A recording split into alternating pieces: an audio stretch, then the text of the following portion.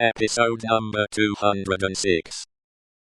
As he was drawn away, his wife released him, and stood looking after him with her hands touching one another in the attitude of prayer, and with a radiant look upon her face, in which there was even a comforting smile.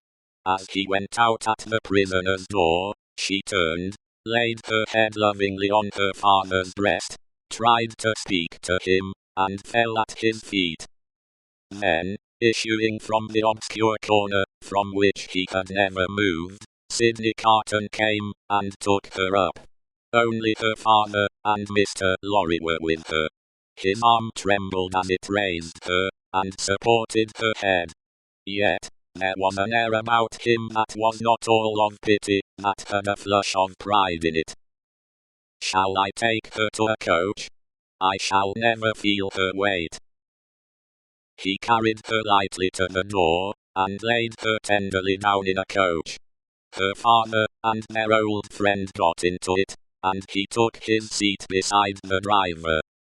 When they arrived at the gateway, where he had paused in the dark not many hours before, to picture to himself on which of the rough stones of the street her feet had trodden, he lifted her again, and carried her up the staircase to their rooms. There, he laid her down on a couch, where her child and Miss Pross wept over her. "Don't recall her to herself," he said, softly, to the latter. "She is better so. Don't revive her to consciousness, while she only faints." "Oh, Carton, Carton, dear Carton!" cried little Lucy, springing up, and throwing her arms passionately round him, in a burst of grief. "Now that you have come, I think you will do something to help Mamma, something to save Papa. Oh, look at her, dear Carton. Can you, of all the people who love her, bear to see her so?" He bent over the child, and laid her blooming cheek against his face. He put her gently from him, and looked at her unconscious mother. "Before I go," he said, and paused, "I may kiss her."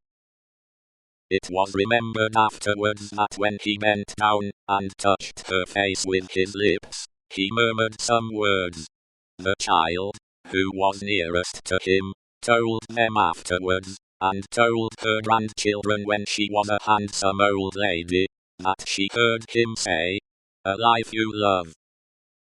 When he had gone out into the next room, he turned suddenly on Mr. Lorry and her father, who were following, and said to the latter, "You had great influence, but yesterday, Dr. Manette.